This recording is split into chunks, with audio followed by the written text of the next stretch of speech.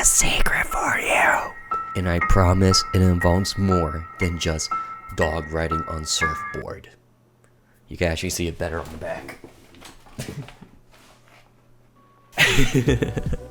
Nah, it actually just involves an idol who got kidnapped. Anyways, sup dogs, TheOdie here, and here are 5 secrets from Captive.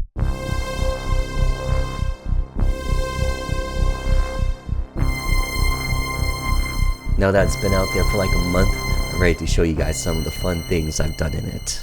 First of all, have you found the pen? Have you ever found this sequence to be a little bit odd? Well yeah, that's because Aylin remembered something. And if you happen to have found this pen, let's just say there are a couple of things you can do with it. For one, you could give it a shot. But what do you think? Will it go well? But perhaps you can save it for a more opportune moment.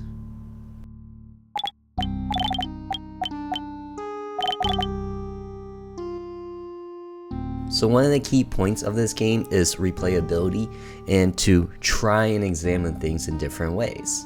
So if you were to examine some things on the first night, try examining it for the second time on the second night. You'll actually see that you're continuing the conversation from the first night, and this actually does build up your observation points that can lead you towards the end. And yes, each observable object has this. Let's take looking outside the window as an example. During the first night, Aylin barely sees anything. Perhaps she's too cautious to take a good glance. During the next dinner, she gets a better view to see that the side door isn't an option.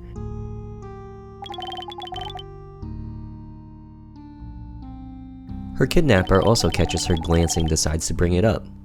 Makes you wonder, did he catch her the first time too, but felt the same way as she did? This actually leads me to the next one, and that is Aylin's change in attitude if she decides to start accepting this kidnapper into her life. Whether you're examining it for the first time or the second time, her dialogue does slightly change. She becomes a little bit more passive and a little bit more accepting of things. As a matter of fact, this is how you build affinity towards your kidnapper.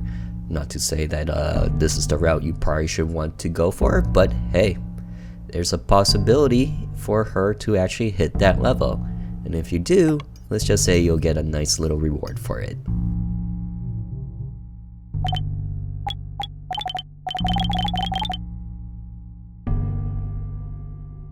On that topic, if you chose to accept him after the second dinner, then try observing the objects around the area and you'll also start to realize that her opinions have changed.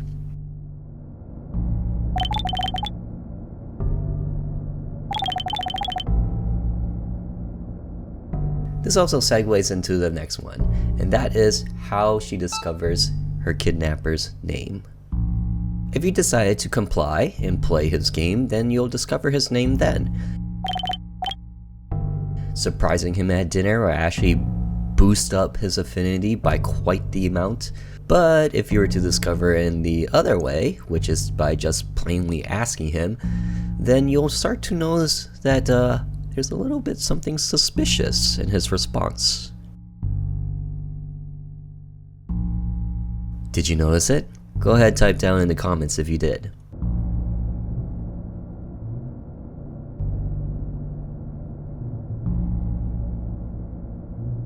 Let's just say that there's a reason his name is John. There are several ways to receive the no escape end during the Path of Deception, but the sequence you receive for them are rather different. The first way is if you didn't finish the cube in time before he returned. The second is if you finished the cube but didn't leave his bedroom before he returned. The final way is leaving his bedroom but getting captured before making through the front door. The first and second way only has a minor dialogue difference, mainly to reward the players for their attempts. Whereas the third way results vastly differently.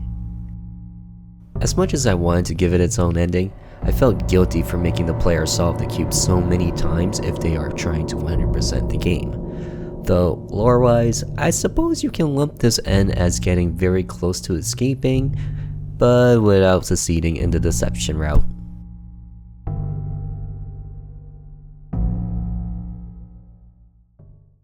You guys want a bonus one? Yeah, I'm feeling kind. I'll give you a bonus one. If you ever think about it from start to end, there's a sequence that things occur in for Aylin, and it's pretty much her path of discovery.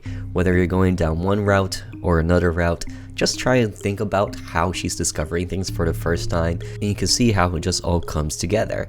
I mean, these are all sort of things that I mentioned previously, but it's kind of interesting to look at from an outward standpoint. Whether it's discovering his name for the first time, or discovering his room, to even how you potentially escape.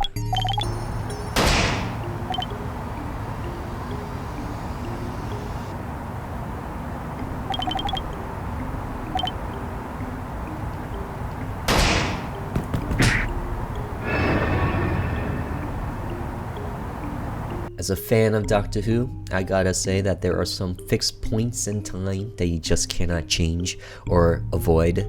So try and figure out which one those are for this game and see how it changes for Aylin and how she responds when she meets them. You know what? I'm feeling even more kind, so I'll throw in another bonus. Totally not trying to get this video to 8 minutes. Just before dinner each night, Aylin has to knock on the door to signal her kidnapper that she is ready. Well, there are two options. Hate to say it, but there's really no secret for this one. Considering the helpless situation that Aylin's in, I wanted to give the player some way to vent their anger and frustration. Since there's really nothing you can do in this situation, allowing Aylin to slam her fist on the door each night seemed like a good way to tell your kidnapper. There's no other better way to say it than this, so please pardon my French, but you. So those are 5 secrets in Captive You Are My Idol. If you have not given it a try yet, then check it out down in the descriptions below. You can find it on Steam and Itch.io. So choose whichever one you like more. Hope you guys enjoy the game, and if you discover any secrets that I have not revealed in this video, then feel free to drop them down in the comments down below. Alright, till the next one. Later.